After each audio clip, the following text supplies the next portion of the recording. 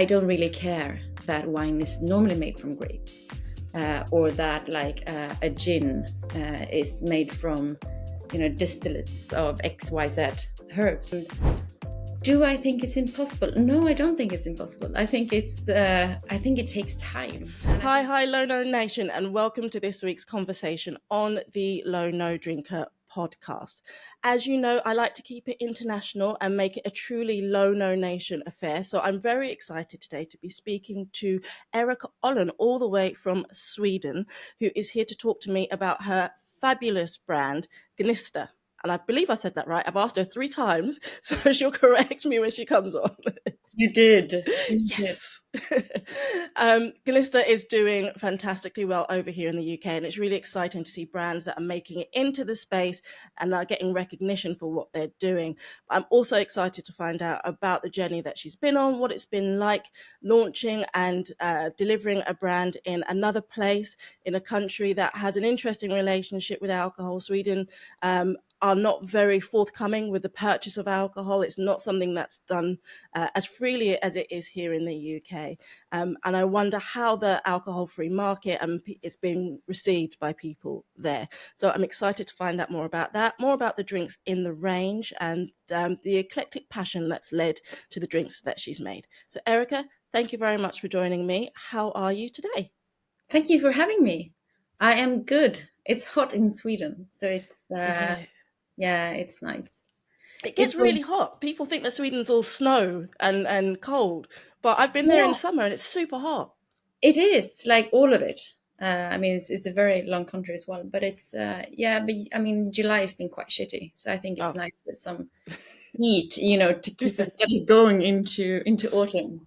Yeah, same here. It's been quite crap up until now, and now it's a heat wave. And then what happens is nobody can cope, so then everybody puts on the air conditioning, and it makes it really cold again. And I'm like, but it's summertime.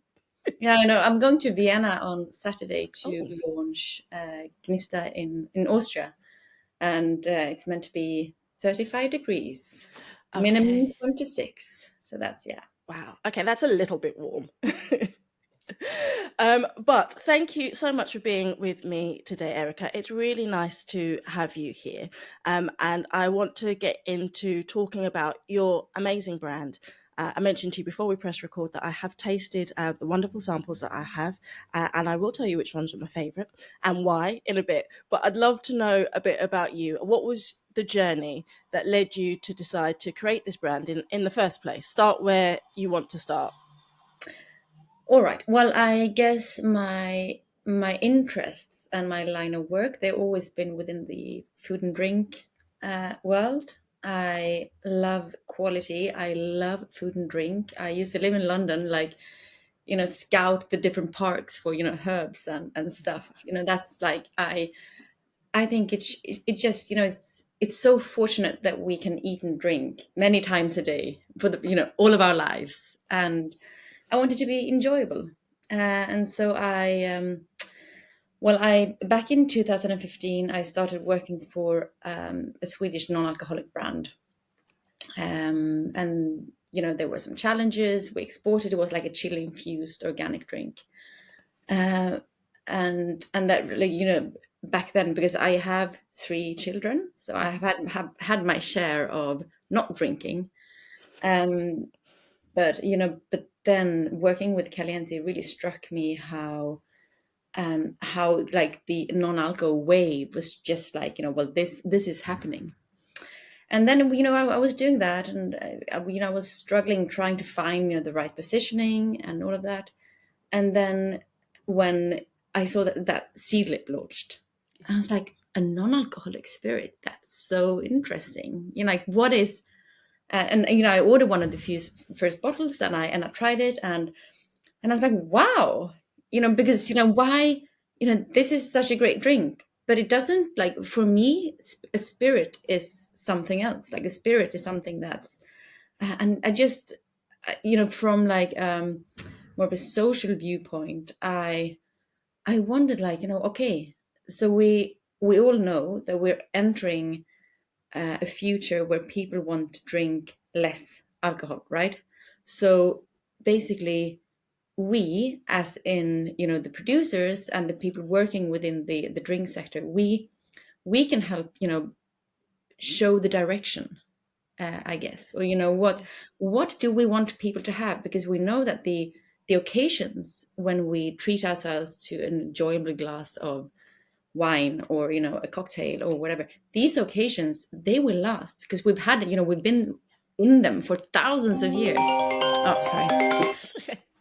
So the question is just what should we replace it with, and how, and there are, like, is it the imitations of the old stuff? Is it just like brand new something? And what's important? And for me, it's not important with imitations. It's not. Yes, it's important in the sense that the consumer need to understand what kind of drink they can expect, like when they get a bottle of this. But other than that, it's it really doesn't matter for me. It has to do with the actual liquid. So with the with tannins, with mouthfeel, with like a lasting complexity, with all of these stuff are important for me. And I guess since I didn't come from a winemaking background or a spirit making background, I don't really care that wine is normally made from grapes, or that like a gin is made from distillates of XYZ herbs. So for me, it was more about finding what are the most important building blocks or characteristics of like the, I guess, the most common mixers, or the spirits that have, like, the work in the baseline. uh, and so I started in, I mean, shortly after that, let's say 2017, I started the journey. So I went to Copenhagen, to the best mixologists and bar managers, and I tried to understand. So and I asked them, if you want, like, if I can try to make something that will actually work when it comes to taste, for you to build a cocktail. What are the most important like spirits or drinks, and what are the most important characteristics? And based on their answers, I launched Floral Wormwood, which is like a vermouth, so bitter, herbal, a little bit towards Amaro, but like, and it works as an aperitif. It works in many different styled drinks, but you can just have it neat with lemon, or you can mix it with tonic, or either way. And then COVID came, and we launched, and it was hugely successful, and we got so much interest and PR and stuff. COVID came, everything was just like lid on. Oh man, Uh, yeah. yeah. So then I developed the second one, a smoky barreled oak, which is more like a whiskey rum. And I did that, and that was equally, easy to sell to top bars around the world. So we're in 10 markets. The US, Singapore, countries in Europe. We've been in Australia, turn back, Canada. But I think, like, what goes for all of them is that, like, the top bars and the top bartenders, they're so enthusiastic because they can feel this trend firsthand. But many of them don't have, like, the toolbox for creating that kind of, I guess, slow burning drinking experience. Like, for me, I don't want it to be too tasty. I don't want it to be like, not like that. Then it's too Knocking it tasty. back, yeah. Yeah. So like a bit of a, so it was super easy to get this into the top end bars. Okay. I did that, and then I was like, what am I going to do now? And one area that I really saw, so missing, was like a more heavy red wine alternative.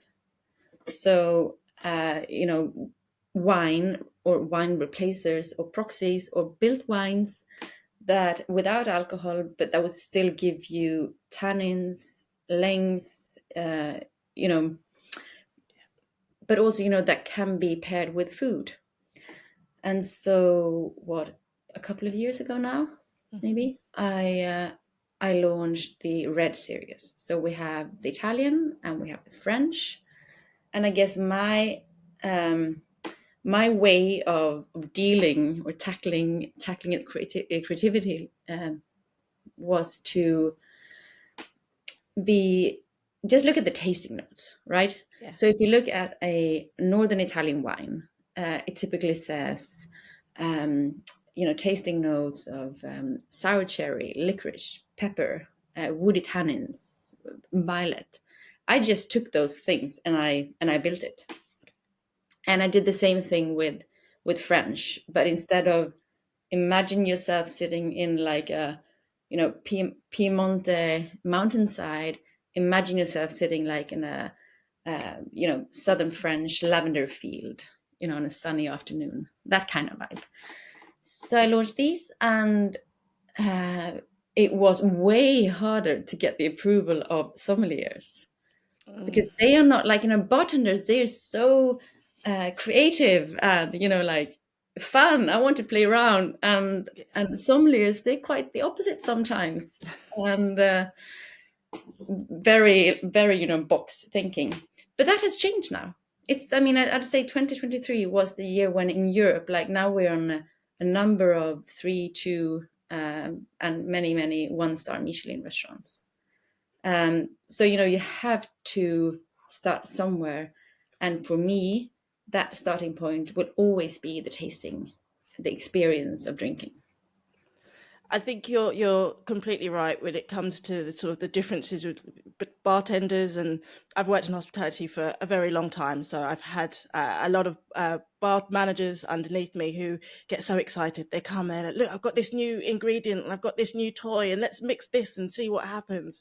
Yeah, Whereas sommeliers are far more entrenched in tradition. that's It's this is the way it's always been, and that's because it's the best way, and that's what we should always do. And I think that's one of the reasons why wine proxies, alternatives, adjacents, whatever terminology people want to use, um, struggle, because you need that input, don't you? From just like you went to the bartenders and said, and I love that. I love that you went there and you said, look, you guys are the best at what you do.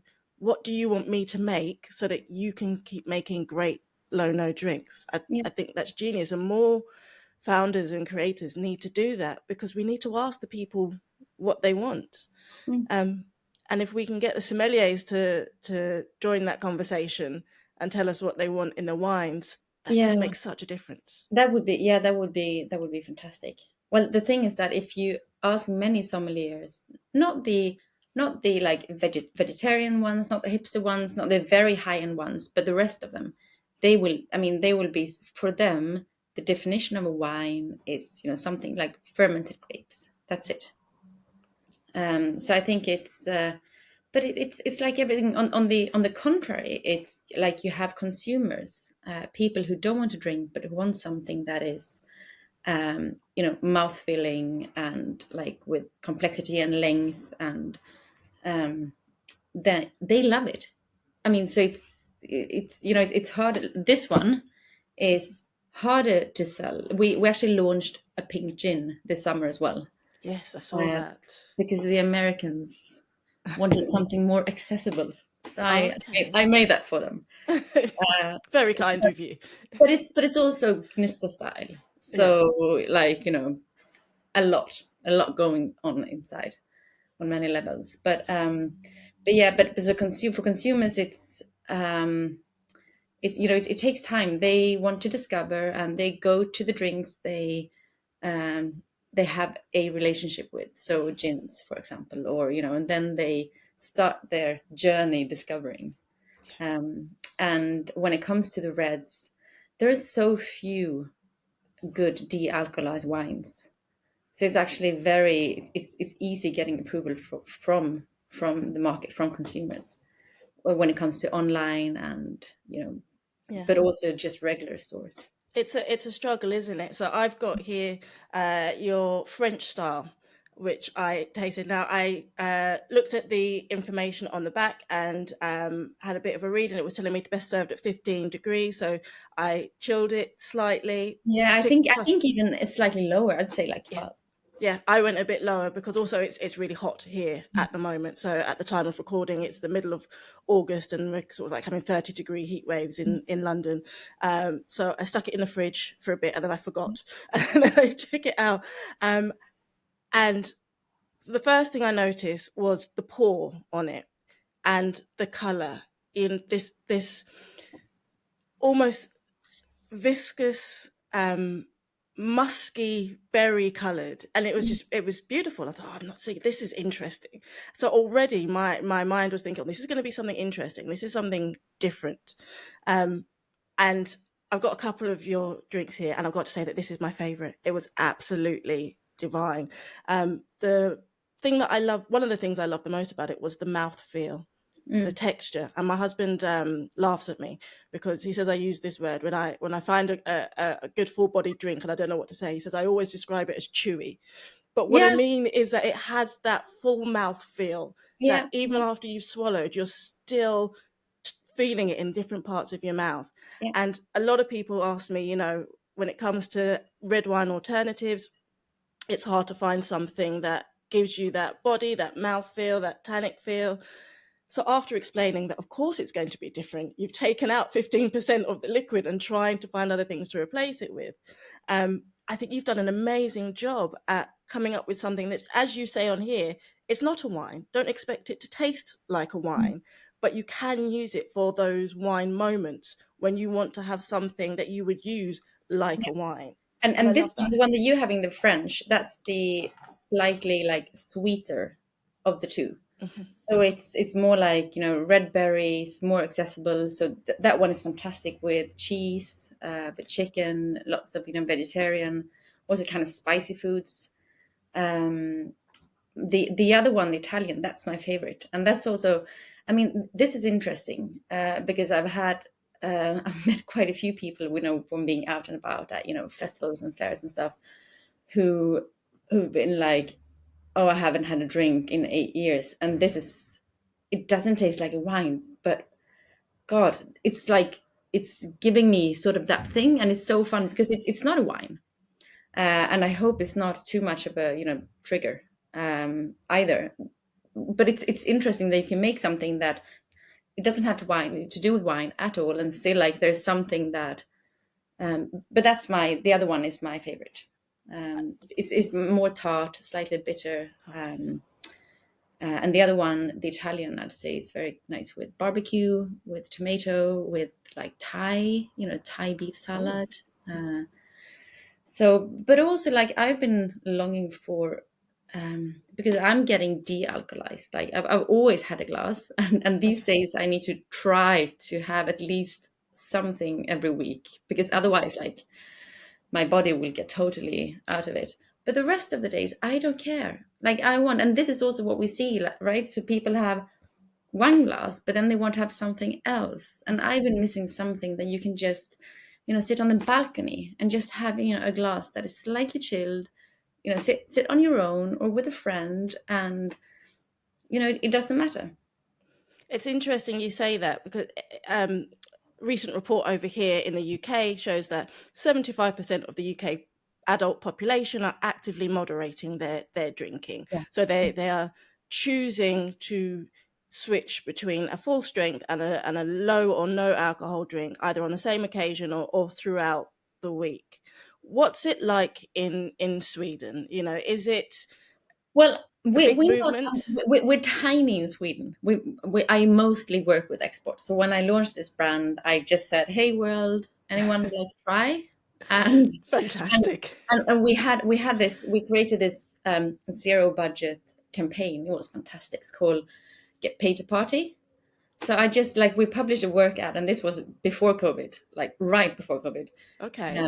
And like come to Sweden, you party animal.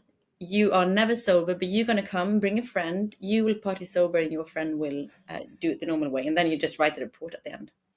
And then we like published it in like, well, we gave it to journalists. We published it in university, uh, you know, job ads, sites, etc.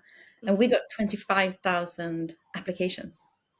Whoa. 25,000 people, having a video and a letter saying, yeah, Really? actually, like I haven't never tried being sober, but yeah, I'll do it. So that gave us like it gave us so that one got viral, and we got so much PR from Hmm. everywhere. I was participating in so many shows, uh, and that also made the GNISTA SEO, because I guess I've always spent, I'm running this business using my own funds, Hmm. and it's I want to create and deliver quality, but I don't want it to cost a fortune. So essentially, my money are being spent on product development, going into production and the product. Um, but we've been, the name Gnista has been out there so much, and people find it, and importers find it. So that's why Sweden is not ready. Like, this is a global non-alc is a global trend. It's a way that sweeps across the globe, but it's not even. Like, some countries, Yeah. and now I'd say like the past 6 months, there's a clear, um, Asia. We're just about to launch in Taiwan and Thailand, but also Singapore, China is like waking up. So I'd say that region. The US, when we launched, there was nothing in the US. There were no, even though I mean, there was Seedlip and Hmm. talk about the brands, but if you were a bar or a restaurant and you wanted to order something quality non-alc, they wouldn't, like, you wouldn't be able to get hold of it, essentially. So then we launched there 2001, and since then it's just exploded in the States. But it's not, I'd say, it's not the same kind of preference that many countries in Europe have.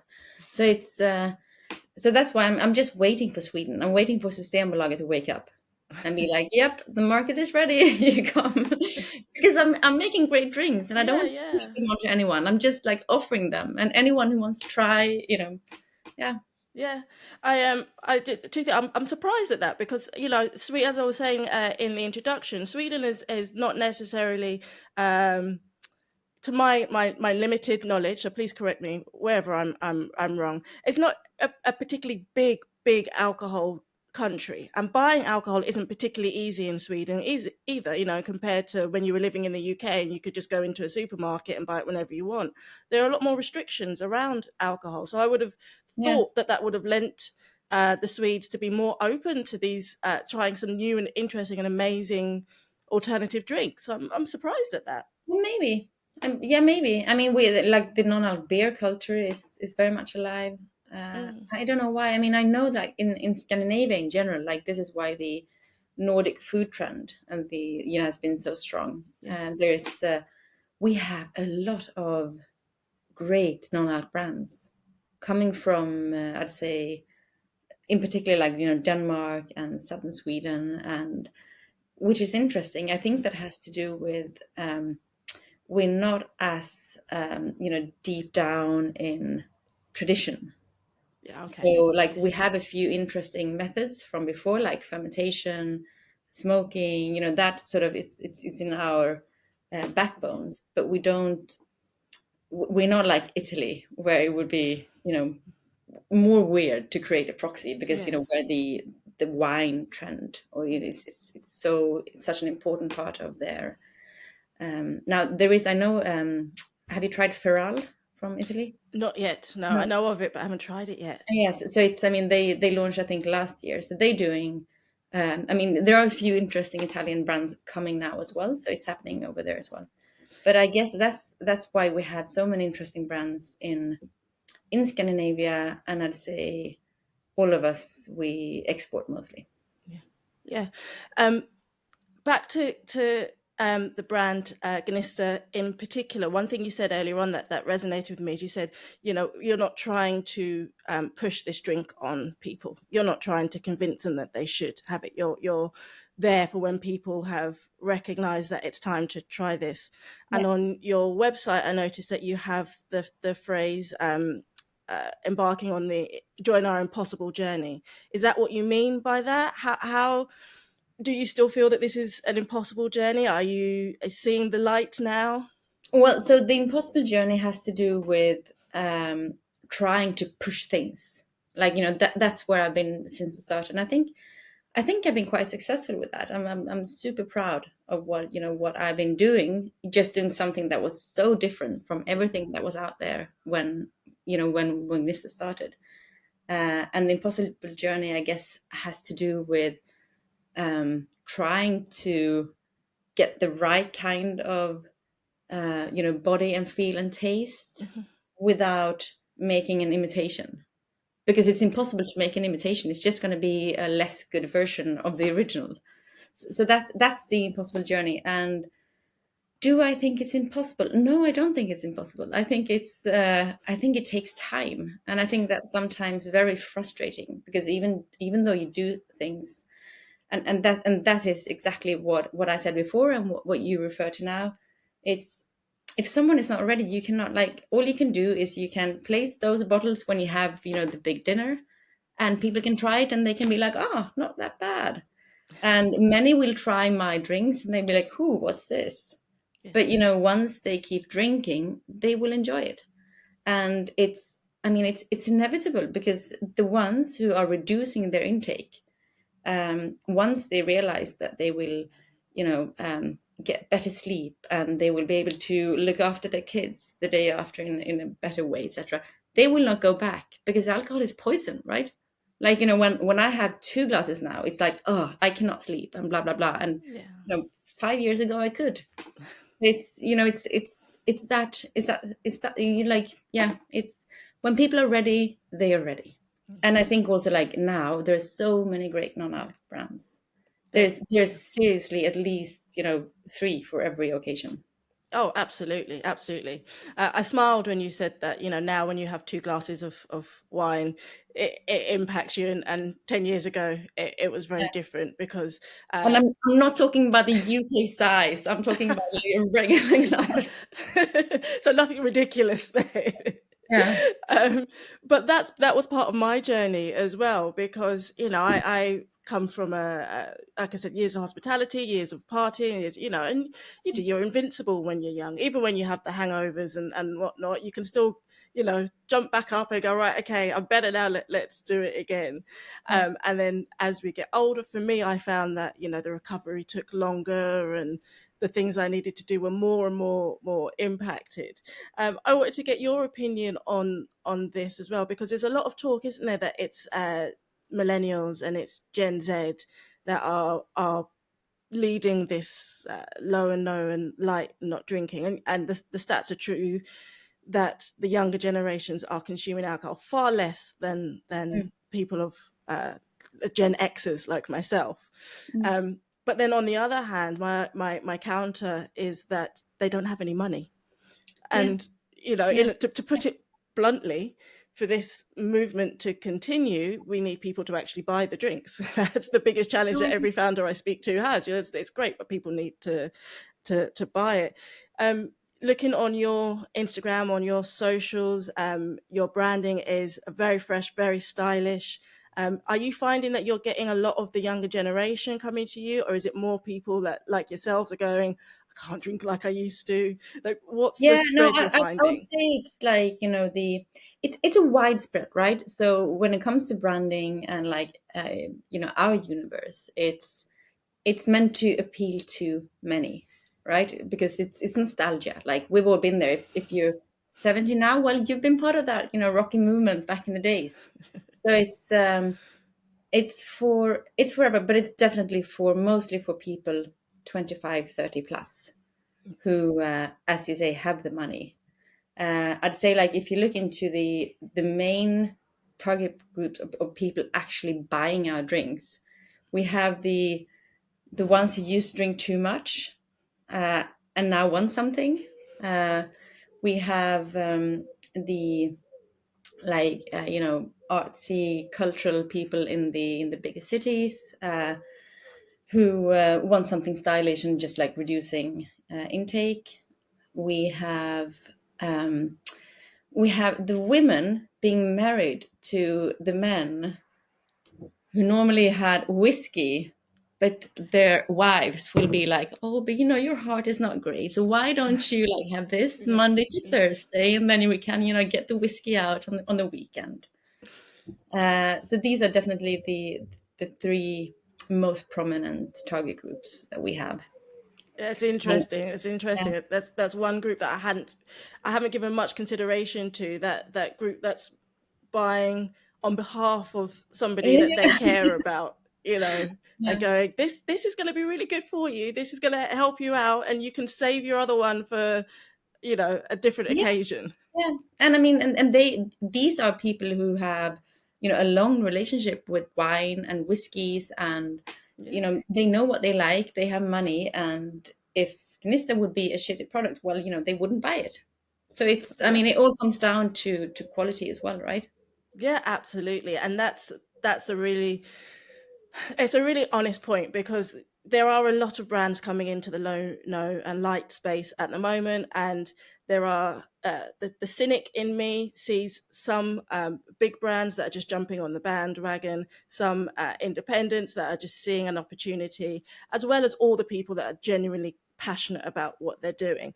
Mm. But ultimately, time will tell, right? As you say, if it's a shitty drink, people aren't going to buy it. So it's the Yeah. quality that's going to win out above all So, else. so it actually worked both ways. I think when it comes to the UK, I find it's such a tricky market. Yeah. I mean, we're now with Wise Bartender. Before Mhm. that, we Tim at Zero Sip imported, and before that, we had Strongwell, so an Italian guy. And for me, it's like, well, this is the birth of non-alc, right? The UK, and people care, and there are lots of brands, but it's also terribly difficult when it comes to the thresholds for getting in and the competition, and like you have to buy your place partnerships, and very hard. But anyway, what was I gonna say? Yeah, I think you're right. Getting into shops, on the shelves, in the spaces in Yeah, the UK, it's a challenge. It's a challenge that I hear time and time and time and time again. And it's a financial challenge. It's that burden of going, I want to have my drink in front of people so that they can try it, and then when they try it, they'll buy some more. yeah, But you have to pay for that privilege, that's and it. small brands don't have the budget to pay for that privilege. Even successful brands, Mm, until you're up there with the and can compete with the likes of the Diageos and the yeah, Sahis, yeah. um, you're not going Oh, to get that now big I remember space. my point. I remember my point now. Go for But it. the point is that when you have all these partnerships, and the bars need to choose a certain supplier, well, they have to choose Diageo, for example, and it's very limited. Or Yeah, yeah, um, but these brands, they have money too as well.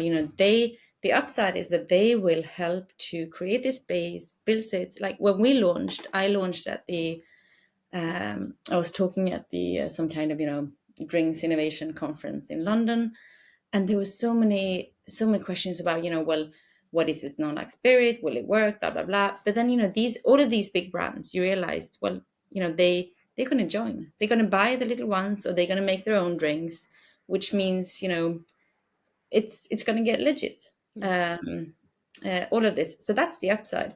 The downside is that if someone goes to buy one of these non-alcoholic gins from one of the bigger ones, and they will be disappointed, well, it'll be harder for them, it'll take longer for them to go back and try something new.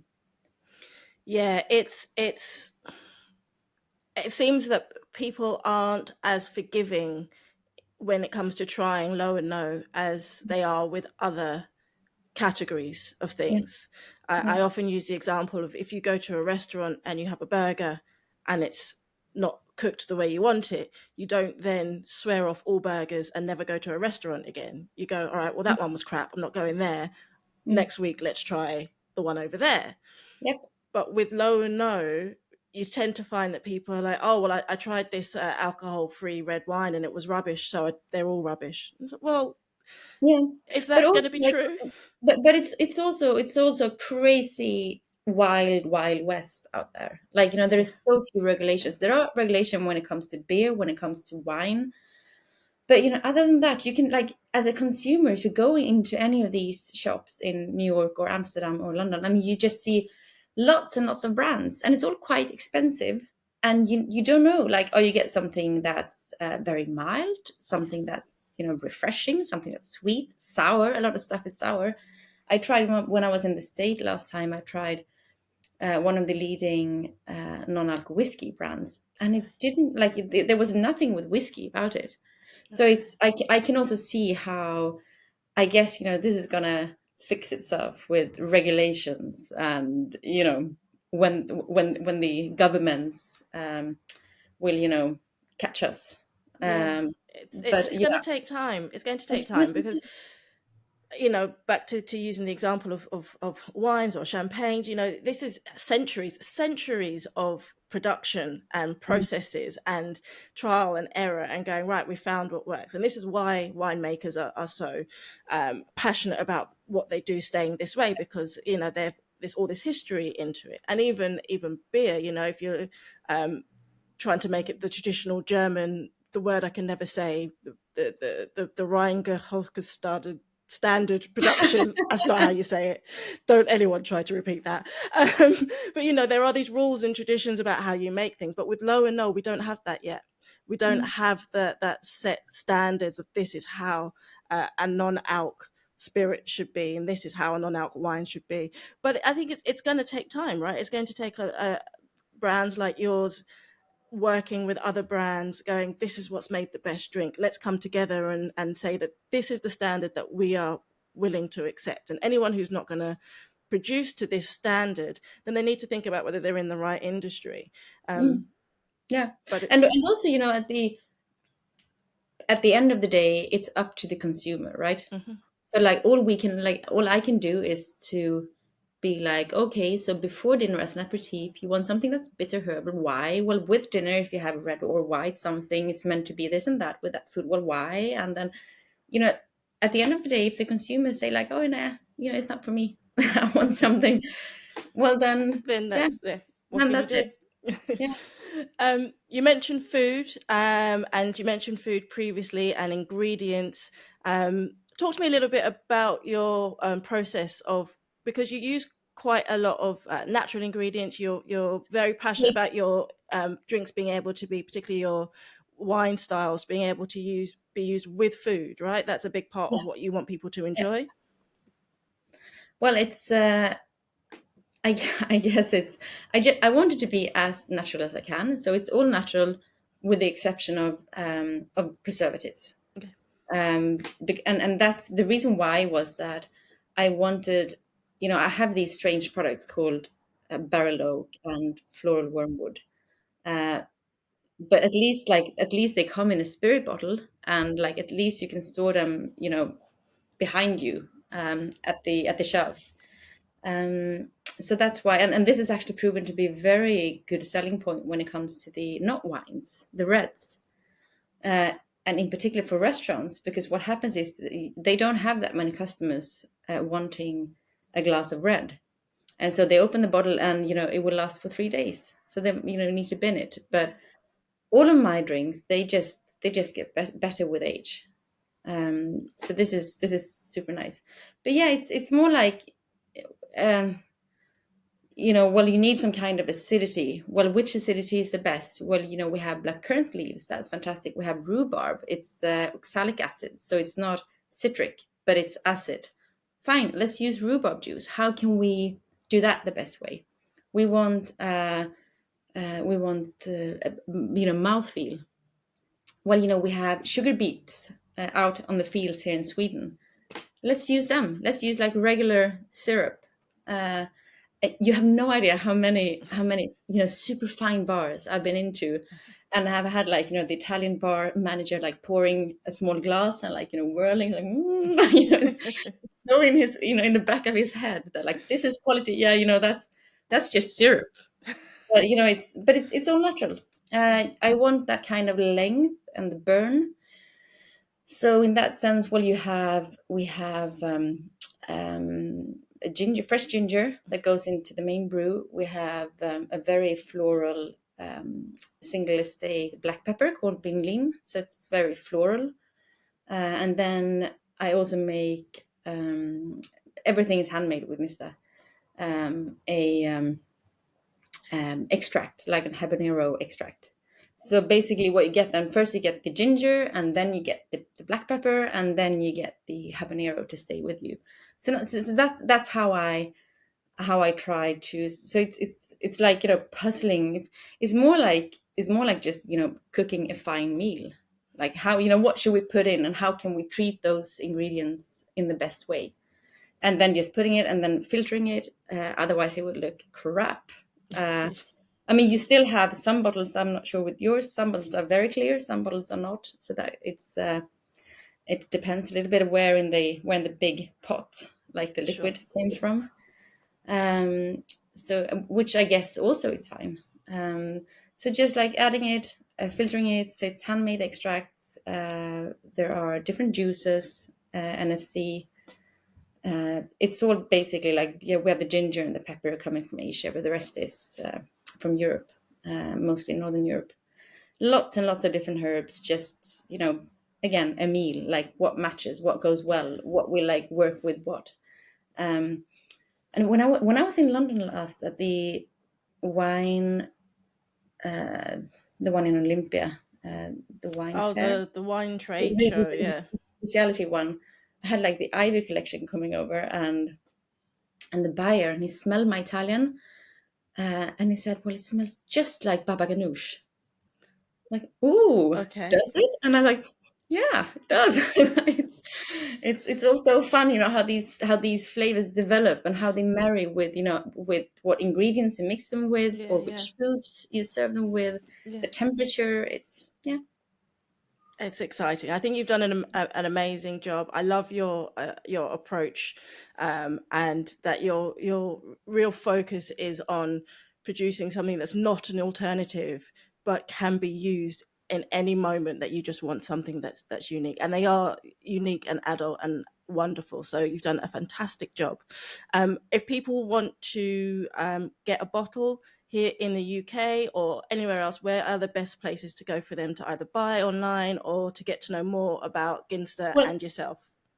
okay, so Wise Bartender is the place to buy, and I know they're out of stock of the Italian now. They hopefully restock soon.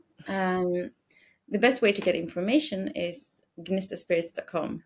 And it's interesting, before Brexit, the UK was by far the biggest, buyers of from our web shop. Okay. But now we don't have it open. It's just too costly Oh, for everyone. oh, oh Uh, gosh, my camera's overheating. Can you still hear me? yeah, yeah, I can hear you, and I can see some lovely colors. But we Yeah. done, we, yeah. My What? camera just overheated because of the temperature. That's It, crazy. it looks so fresh and so Uh, cool. it's plugged in. There's not much I can do about that. I'm going to, even though you can't see me anymore, you can still hear me. So I'm going to ask you my final question, which I ask every founder that comes on the show, because I am all about spreading the love to all of Low No Nation. So it is summertime. There are barbecues and picnics happening everywhere. I'm sure you've got your fair share to go to.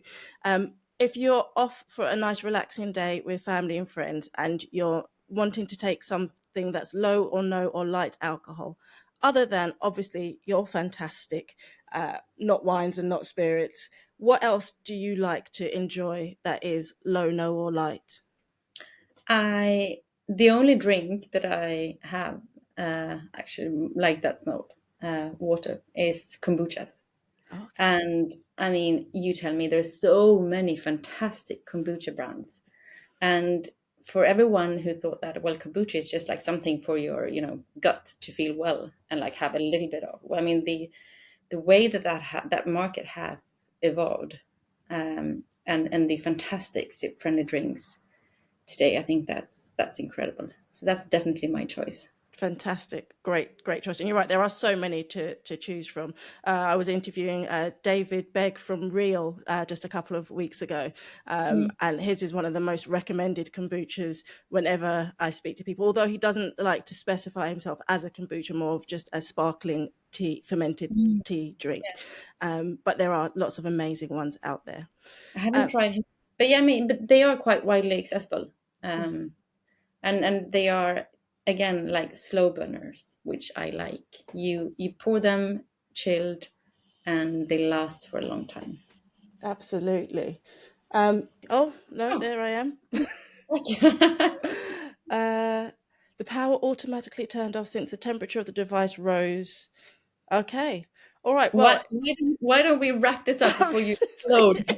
say, this sounds like a great point to end the conversation.